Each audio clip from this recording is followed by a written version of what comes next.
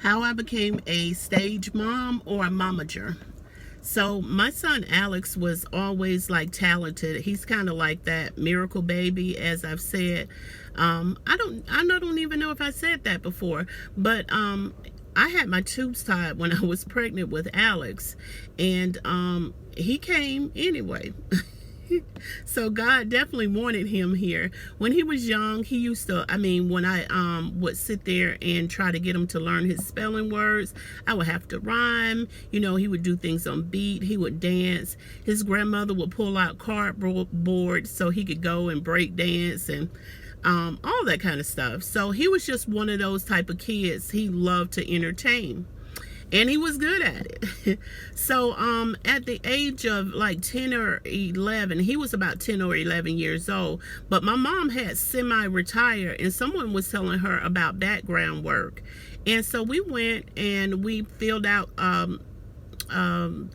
what is it, an audition online for we saw on Facebook. So it was like this casting call for backgrounds. And so when we went in and everything like that, the director came out and he chose Alex and some other kids. Now at this time, I never knew that they were not you. That usually doesn't happen. So they chose Alex, and they chose some other kids. So we went in, and we got to another audition. No, I'm sorry, this was a fitting. So we went to a fitting and everything like that, and I got to see Lupita, is that how you say her name, in Nyong'o? And I got to meet the great Chad Boseman, and I saw a lot of other people, and I don't know their name. So at that time, I did not know what movie we were on, but I was just like feeling and seeing around. It was our first time. And so when I was out there, this is going to shake a little bit, but let's see if we can get it right. Okay, let's see here. We got to do what we got to do. So we went on, and we got there, and like I said, he was brand new. I was getting ready, looking at my surroundings, watching, absorbing everything, and Alex wound up getting bumped up to lines on that project. And so he got bumped up to lines, which means like even today he still gets a residual check from the Black Panther. So he was in the beginning of that movie with the basketball kids and everything, and Ryan Coogler, who was the director, he bumped him up to lines. And it was our first time ever on set and everything, and it just led him to doing a bunch of other things. He was able to, because what I kept doing is after that, he didn't qualify for SAG, but he was able to do a commercial for the NBA. He was on, let me see how many videos he's been in. 4 videos that he's been in. He was in Bad Moms Christmas. He was on, oh my gosh, he was in a lot of stuff. He was on a documentary, a civil rights documentary. And so what I did to get these jobs for Al, these different gigs, is I would go on Facebook at first, and I would go through and I look for all the calling. I was on their page looking for all the casting calls for kids that age and everything, and we would go in and we would just do background like that. But the way he got the commercial, I was on something called Actors Access.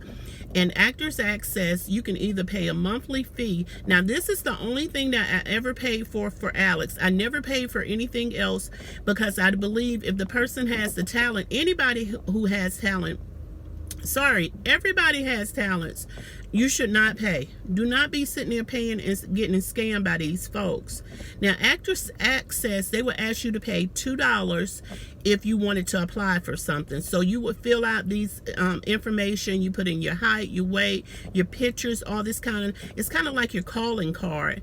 And the jobs would come on there, and they could choose you from Actors Access. So if you submitted for something, it would be $2, put it that way, or you can pay the monthly fee. But I would pay $2 at that time for it, you know, whatever we applied for it. That's how he got the commercial, the NBA commercial.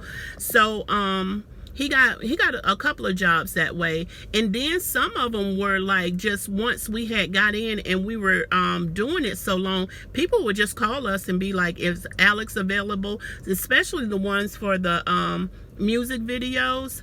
This lady named Kay, when he got his last video, he was 16 or 17. He had done stopped acting by then, but she called him out the blue because he looked like the person who the video was about. And so it was like, is Alex still acting? And I was like, I'll ask him to see if he wants to do it, and he did. And so, you know, it's like, you know, after a while, once you're in the business and everything, people will start calling you, and they'll know. We're here in Atlanta, so, you know, that's like the Hollywood of the South. So we would go through Central Casting. I forgot who works for Tyler Perry Studios, but he did something for Tyler Perry Studios before as well. So that's called Southern Casting. So we just went through and went on their Facebook page at that time, and we just started applying for stuff. They would send out calls, we need such and such for this and that location, and we would do it. And when kids are that age, they only allow them to work about 8 to 10 hours or whatever. And sometimes it depends on what kind of job it is. He had to have a Coogan account, which means they sit 15 to 20% to the side so they could have money when they were 18. So he did have to have a Coogan account and everything like that. But that is how I became a stage mom. My son did it for about 2 or 3 years till he no longer wanted to do it. He was homeschooled during that time, but he was homeschooled beforehand, and he wanted to go to school to experience school. So that's the reason he kind of dropped out. But that's my story of how I became a stage mom slash momager. Talk to y'all later. Bye.